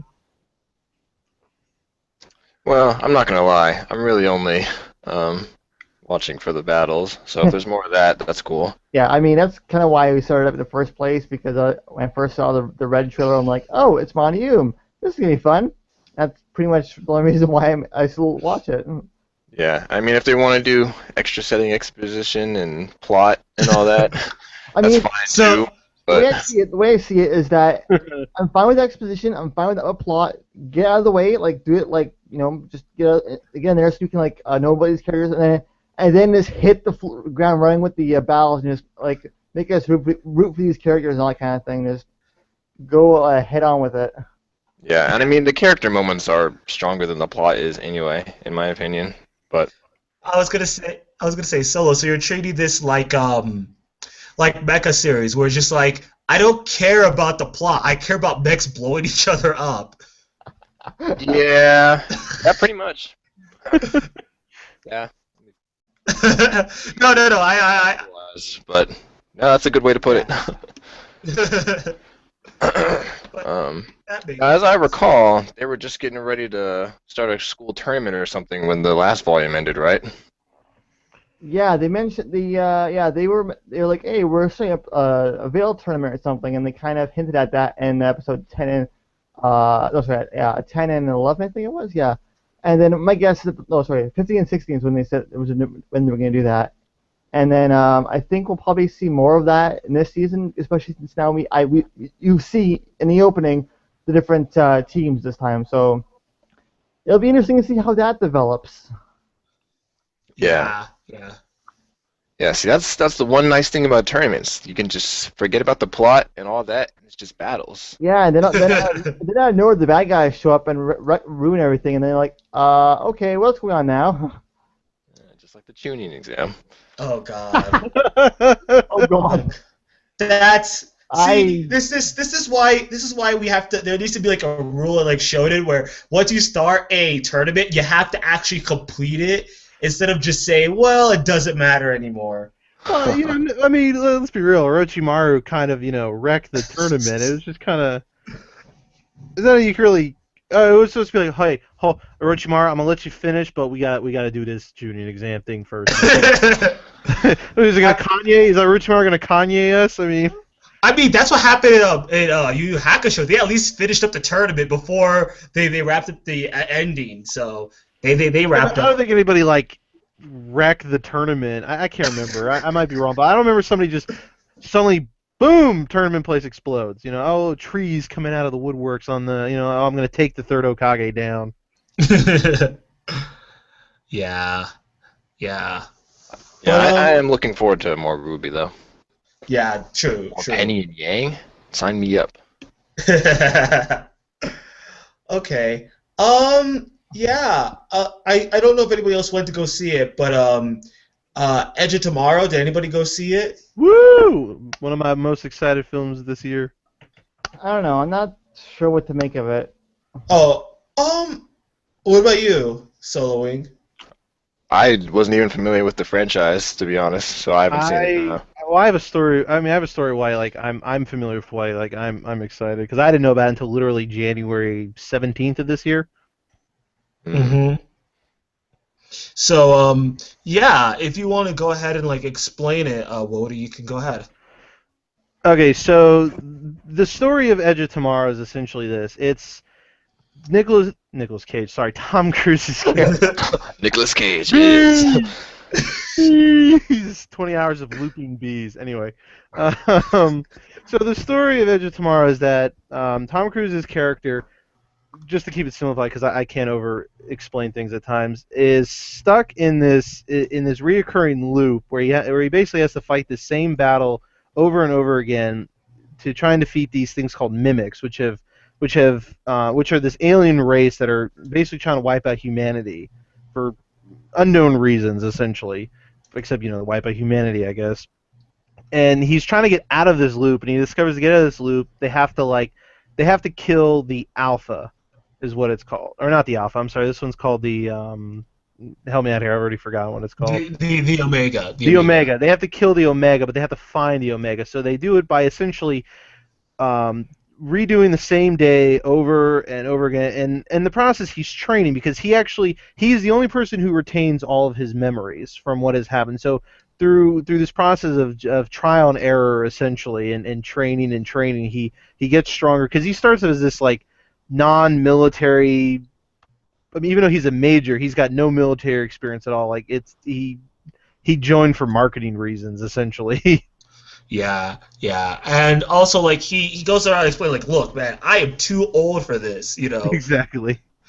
But he essentially gets forced into it because he's being sent out into the field for to broadcast this stuff, but he doesn't want to. So he tries to blackmail the guy, and that just backfires on him. So next thing you know, he's essentially thrown in there, considered to be some guy who was trying to, do bad things and all this just other fake stuff. So he's forced into it, and so I think it's Gary Sinise plays the Chief Farrell, whoever, or who is no, it's Bill Paxton. I'm sorry, Bill Paxton. He's great in it, by the way. Yeah.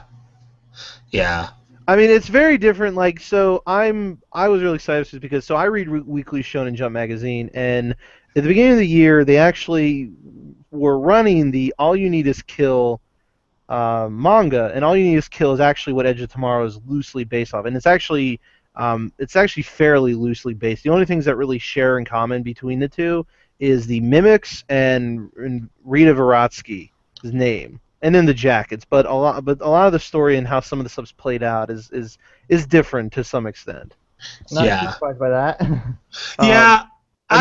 I really like All You Need Is Kill. I enjoyed the manga. The manga's over. I guess it's not ironic. I use that word really poorly. It actually ended on Monday, the same week that the movie came out. I'm assuming they timed it. Actually, after I saw the movie, I actually went and bought the book because it's actually a Japanese light novel. Is the original? It's a light novel that then became a manga. So I've actually started reading the light novel, and actually I'm kind of surprised the manga actually so far has followed it. Just obviously the book has more parts to it that necessarily weren't addressed in the manga. Is it a single novel? Yeah, it's one novel, just one novel. It's about 230 pages, and that's it. The manga itself is only 17 chapters, and like I said, so far it seems like they're about the same. I was I was talking to one of the guys on PD about it who saw it, Johnson, AJ Johnson, and I told him like how the ending of the manga went. I kind of liked how the ending of the manga went, as opposed to how the movie ended, personally. I don't know. Like, I understand why. Did you read the manga, or do you know the comparison, or no? Well, I read. Well, the thing is this. I kind of when I was about to go and do it, I decided I wouldn't read anything, and I'd go like read Wikipedia later. Then I'm gonna go read like the manga and stuff like that. The Wikipedia actually summarizes some of the book, and Yeah, I can do I that. and I will say that I don't mind the liberties that they took with Edge of Tomorrow. Of course, with every Hollywood Well, I movie, don't either. everything. Yeah. Like every Hollywood movie always has to have like a happy ending. I was okay with the happy ending. I think the only minor issue that I had with it was just the fact that like he got one more reset that like kind of catapulted him into even beforehand. But Yeah, I was uh, kind of the same way. I was actually legitimately confused initially. I was like, wait, so is it was it bef? I realized it was like, okay, it's here, but then it's like that's like really far back. So how different could it possibly be, and everything, you know? Yeah. Oh, I have to apologize. I really should have put a spoiler for that. But yeah. I mean, that's the only thing. But like, I think when people will watch it, they'll understand where I'm coming from. But it's not bad. I think it was entertaining. It was really smart. The Oh fact yeah, that me too. you had like a bunch of moments that actually showed like all the issues that you could go with it. I thought Emily Blunt was really good in it too. I think the only thing is that if this, it's the director. I don't blame the director, but if it was like Chris Nolan. Like if it was like Nolan who like said, "Oh, by the way, I'm doing all you need is kill," it would have made like it would have been a box office blockbuster. But because it's I think doing okay. it's third place, like Yeah, 29 million. it's third place. It's gotten over 86 overseas total. yeah, yeah. So it's doing okay. It'll make up its budget towards the end, but it's kind of disappointing that something like this doesn't win. But like Maleficent, which I heard was not that good, pretty much got number one. But then again, it's I like mean, it's Maleficent. well, I I saw it. I've better opinions of it. I've heard it was actually considering like it redoes.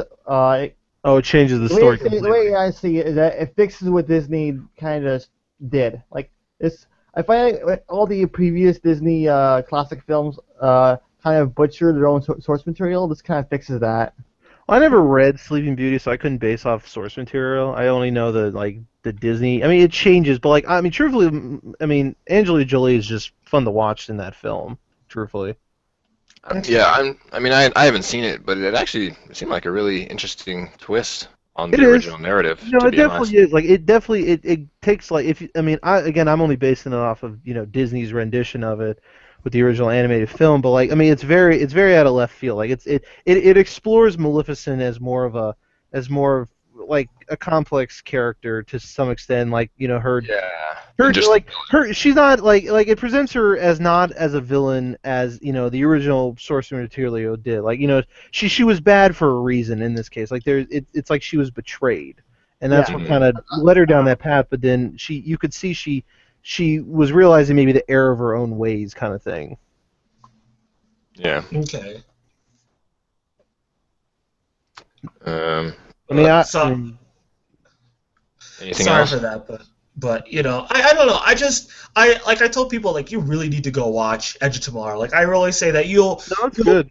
yeah, you'll enjoy it. Not I my think thing. I don't know. It doesn't look like it's my thing. I don't know. well I mean well my complaints would be me nitpicking, and that would just be basing off like, because like some of the stuff the manga does, like I kind of enjoyed, and yeah, I actually nitpicked that they gave her a sword as opposed to this really badass battle axe like they do in the manga, because I thought the battle axe would be cooler. But Yeah. I'm not like using it as like oh this movie don't go see it because it doesn't do this. No, like I mean I'll recommend it, but I mean I'll still kind of nitpick little things about it. Yeah, yeah, but it's good. I suggest people go watch it. Hopefully, it'll do okay the second box office weekend. Be able to do it so that it actually recuperates enough that it will even out, uh, and then How to and Train then. Your Dragon coming out, that's gonna kind of mess with some Oh yeah, oh gonna be some yeah, scale I gotta messing. remember to see that. I have that on my calendar. It's like oh some yeah, it's gonna mess with some scaling there when that comes out. yeah. That's true. Of That's course, true. Transformers at the end of the month will just kill it all probably, How to unfortunately. Train Your Dragon 2 comes out this Friday. Yeah, Yeah. no, that's what I'm saying looking like that's forward to gonna that. stupid. Yeah, me too. Yeah. I'm hearing it's actually quite dark at times. I The like trailer Dark. even got kind of hinted at that. I like Dark. All you need to kill manga is a little bit darker than the film was. Like it's more violent. Like for a manga and a weekly shonen jump, I was pretty shocked at how graphic some of the early chapters got when he was like in his training period of like self training and all that. Yeah. Yeah, dark is not intrinsically bad No, it's if they're not. not just doing it just to be dark and edgy. You know, it's Yeah. funny. I'm actually not looking forward to Transformers 4, not because I don't want to see it, but because it's like I'm kind of burned out right now with it. So I probably will see it later on, but not immediately. Like it'll be kind of just there, I guess. Oh, I have so many complaints about that movie. What you mean about all the Transformers movies? I mean, okay, I can tolerate the first movie. I know that probably sounds like blasphemy to some people, but I mean, I can at least watch it and get a popcorn flick out of it, even if it's not a good movie by any means. But like, man, that second movie was just so Well, so. I'm not like deeply inserted into older Transformer stuff. Like Well, it's I'm always not been either. kind But of I mean, Neither am I, I mean, I honestly. was more of a well. That's the thing. I'm not either. I'm more of a Beast Wars kid. But I'm talking like Yeah, same here actually. as like a movie, just as a movie, and like, I mean, like Yeah, I they're See, just looking back on it, bad. I go, yeah, this I wasn't worth it. well, me and Carolson have talked about this before, but I mean, yeah. as long as it has like mechs going toe to toe with like it's like you said, as long as it has like mechs going toe to toe with each other and explosions and Yeah, stuff, and he I does find that. They do that much very well, and that's all I care about. I find the Yeah, third but one was Thank you. I know, but I find the second third one, one was robot unnecessarily balls, violent. man.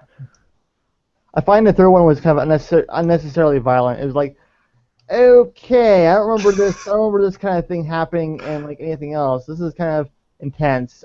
I mean, Okay. the third one I can tolerate more than the second one. It's the second one that just really kills it for me. Really? I've heard the opposite. I've heard like two was bad and then three was just like never anymore. Really, because like the second one just had so much bad going for it. Like, I mean, between treating Devastator like a ball joke and like the whole mud flap and skip Oh just God, those two. over the top, just the over top stupidness that they brought. I mean, And then just like disposing of certain like characters like as if they were just kind of there. It's like, oh, yeah, and like I mean, at least with the third one, they had that kind of twist factor and the climax. I mean, it was I don't know. I found it a little bit more tolerable than the second one. And then like my complaints with the fourth one are just the whole Dinobot treatment and like it's just just Oh like yeah, they are doing Dinobots, huh? I like the Dinobots and funny enough, I actually bought a. I want to see it just for that. Just to see how like Are you adapt sure that. you really want to watch Optimus Prime ride Grimlock like he's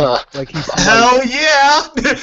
But that Why is not. I mean, But that's not Grimlock. I mean, like, Grimlock is they're this. a little primitive, but I mean, this could be a different incarnation of the guy. They don't always have to go 1-to-1. I know. I'm not trying to. I I'm have not trying to animated. like. I have we have both Transformers animated and we have Fall of Cybertron game for a proper Grimlock. So they can do what they want with this version. Just leave it. I mean, don't get me wrong. I'm still gonna see the movie, but like, I'm not going into it with much Oh yeah. expectation. Like, Same with I mean, Turtles. oh God, Turtles. Oh man. Like, And dude, Teenage Mutant Ninja Turtles, that's my childhood. Like that is so near I and dear never to really me. watched it much until like recently when I started watching the Nickelodeon version, which is actually I'm enjoying a lot. Oh, So as a fan of the original 1987 series, like I actually really like the way they're doing the new show, and I like the fact that they're hearkening. I don't know. They're I feel like I want to say homaging. that. I mean, I feel like they want to. They go back and reference the original show, and I like the little references they make to like the classic TMNT stuff. But like, this movie is just changing. Like, I'm pretty certain the Foot Clan in this movie are a bunch of guys with guns and mercenaries, and I'm like, really? Like what? And Well, it also like, could be a I'm just modern Foot Clan. You never know. modern foot, really? But where's the ninjas? Why don't the turtles have guns? And let's just give them guns. Like, I mean, the ninja battle against gun combat. It's just kind of like, but I like the robot. I mean, I get it. I mean, the robot stuff's it's a little cartoony and cheesy for a movie that's going. But then, like, I also feel like it's gonna have that Michael Bay explosion over the top factor, which Turtles was never really like too over the top when it came to like the action stuff. It was a lot more like martial Well, to art be fair, film it isn't Michael style. Bay directing it. He's just producing it. So That's true, but Jonathan Liesman is not exactly that no, much of I'm a just better saying, like, it's choice. not. I'm just kind of throwing that out there. No, no, yeah, I know. That's my. I mean, I do agree. I do kind of generalize it as a Michael Bay thing, but I mean, I don't rather blame you, than honestly. I mean, but yeah, it's just I don't know. They look stupid. I mean, they're way too tall and top heavy, and they got noses. And I know some of this is kind of nitpicking, but it's just like Shredder is a white guy. I mean, whatever. And then they got Megan Fox for April O'Neil. Oh God, no. Yeah, yeah, See, now even that seems kind of weird to me. she's a terrible actress. She's just eye candy. Yeah. Why is she not even very good at that, to be honest? Not anymore. I mean, Nope. original Transformers, it was fine eye candy, but then like after like I don't know, I kind of looked at her in Jennifer's Body, I guess. Yeah. So, I mean, granted, I don't think any of us are like trying to call the Transformers movies good movies. In fact, I think we'd probably agree that most of them, if not all of them, are bad movies. But Yeah. I I mean, just I still enjoy them. like I They're said fun. Solo Week and I said, like, we just want to see our robots beat up other robots, blowing them up, and just make it the most like, I go into Michael Bay movies thinking that how much money will this guy get to blow up half of everything in sight? Like, could you imagine that was your job? Here you go. Write a script that has absolutely no real plot line, no real blow up everything in sight. Like, that would be the most awesome job ever. I would take like any anime series and say, okay, how many explosions can I possibly put up in there?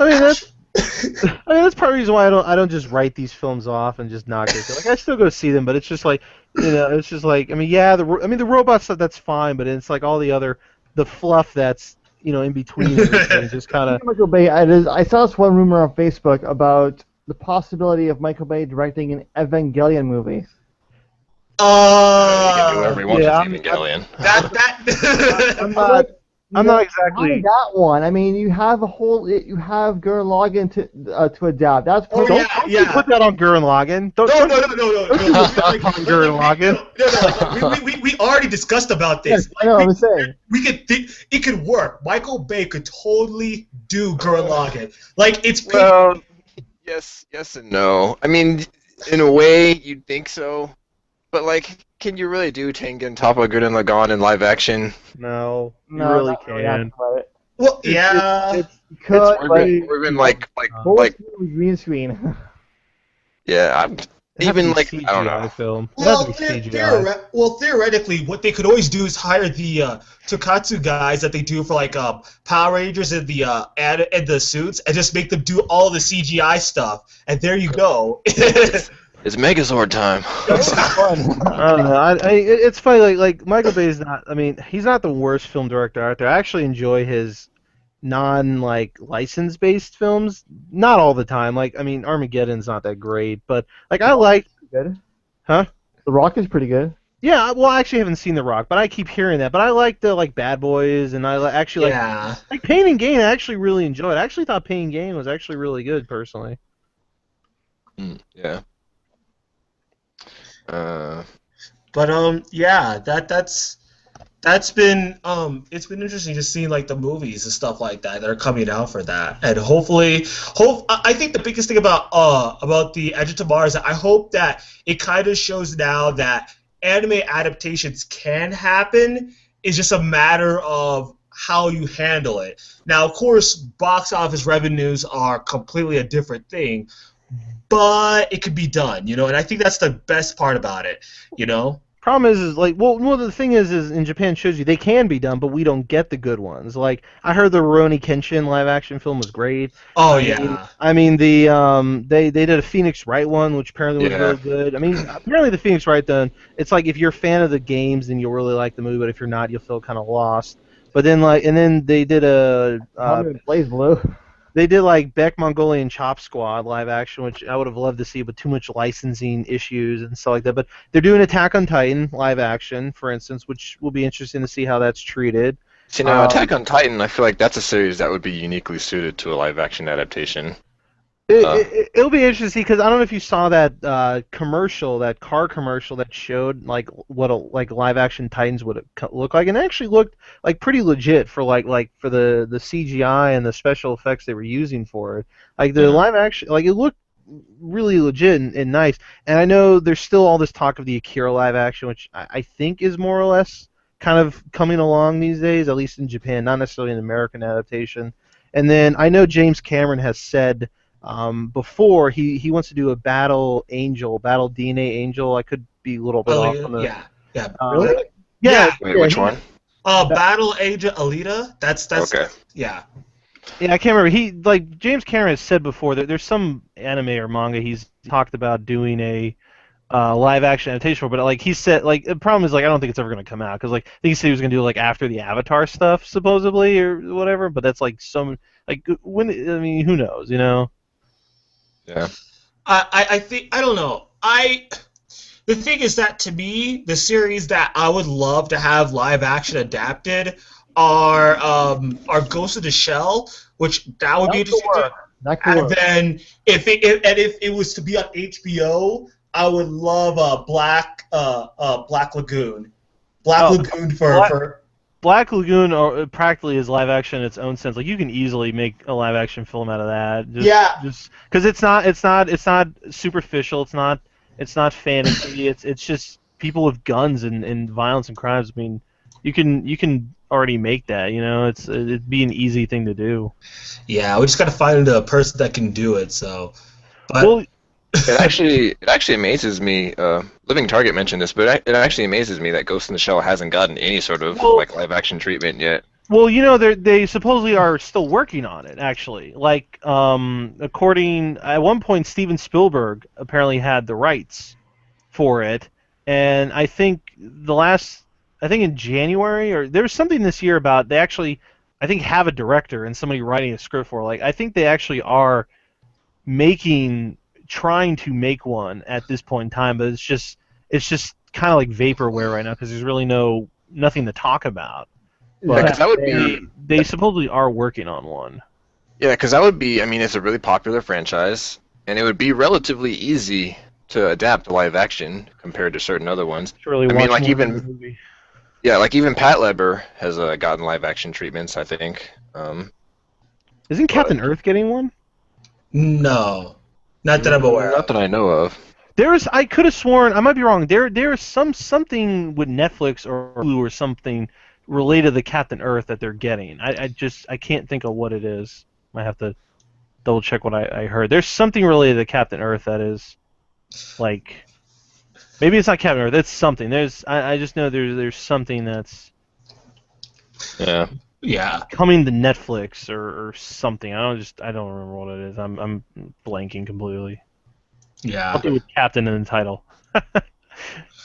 But I think that's I think for the most part that's generally it that's been happening, and I'm glad that at least we were able to get to some good parts. I will say that it's been a quiet summer, but I also feel like it's because it's the tide before the storm. we're about to hit comic season, convention season. So we're gonna wrap. Just got we call it Anime North happened in Canada recently, so and then Yeah. Fan Expo's happening in August. But yeah, Yeah, like, well, technically, convention season for me kind of already started with what was it, with Anime Central, and how that all happened. But yeah, before we wrap up, I'll say for each one of you guys, name 2 things you want to be announced at a convention. So we'll start with you, Soloing. Um, Man, I don't know. What sort of things do they? I mean, I assume they announce like localizations at conventions, right? Well, yeah, but just anything else. Like, I'm not including just like anime conventions. I'm like Comic Con too. So. Hmm. I want Cassandra Cain back. I want Cassandra Cain back, and um, I want what's his name? Jay Garrick. I want him back in Earth 1. He's been in Earth, I think either 2 or 3, but he's not in the main series, which disappoints me. We need the Flash family back. Okay. You Cabaltios. to be totally honest, just surprised me since I'm not really too big into all these things, but you know, some revelations end up happening, and so it's so which would be kind of interesting. So anything really. Okay. What about you, Wody? Oh man, I don't know. I mean, the only things I can really come off thinking of like I like Funimation to finally like announce like a home video release for 3.33 Evangelion. Since they originally had one, but then they like I don't know if there was like a legal reason or they ended up you know dropping it for like more theater releases supposedly. So I'd like for that to finally come to home video so I can kind of continue that series. It'd be nice if there'd be like a Attack on Titan 2 season 2 confirmation, possibly. I mean, Yeah. I've been reading the manga, so like, I mean, I'm kind of up to date ish. I'm maybe like 10 chapters behind because I read it in English when it comes out. But it'd be kind of cool to see some more of this stuff animated. I feel like I had one more, but I'm blanking. Oh, and then this is just purely for my own enjoyment. I'd like more One Piece licensing announcements. Well, it's my favorite anime, so I'm going to be insanely biased towards anything One No Piece. worries. Okay. For me, I think the biggest thing I would want from a Comic Con is that Marvel comes out and said we're gonna make a Black Panther movie, and it's gonna be and then Black Panther is gonna be an Avenger 3. Okay, that's the one thing I want comic book wise. Oh, And speaking of that, actually, it just reminded me. It would be nice if we could finally have Wasp somehow. well, that's just it. It's like if you look at the Avengers, it's like you have Ant. Well, okay, so we have Ant-Man, which is like sort of which is like chewed up and spitting out like directors, like what was it Yeah, like? it sounds like it's in hell right now. Yeah, like they just went through another side. Like they finally just announced another director, and I jokingly put on The Verge that I give this 72 hours before the director drops, and then they have to go find a new director. You know, so yeah. And it's like Ant-Man and Wasp would be nice to have there because Wasp is like a female character. It'd also be nice to have that on top of Black Widow, right? That'd be awesome. And then apparently they might be bringing a Hawk instead of Black Panther as another Avenger. And I'm just like, as much as I respect Hawk, Black Panther is just way cooler. Like the whole concept of Wakanda and like the vibranium, it's like it'd be awesome just to see him just go after one person after another, just be completely like he'll still take hits, right? But it won't necessarily destroy him.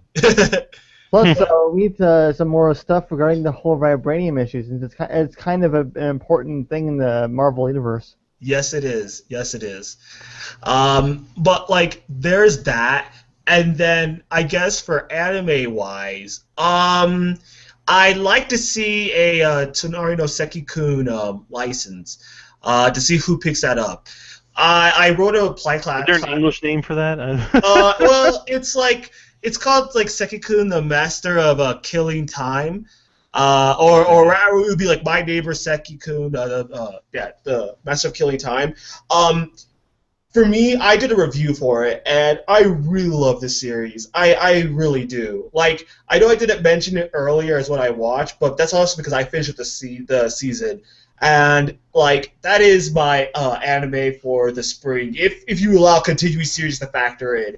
Or else it completely differs up if you don't. But it is just a very, very fun series. Like, you see all the things that Seki does in order to, like, kill time, and then see Rumi having to like deal with it. It is just hilarious. Like, if you told me what I would do with it, I would say I would license it and then put it on the hub because it would be just accessible for everybody to watch there, and everybody would like laugh and have a good time.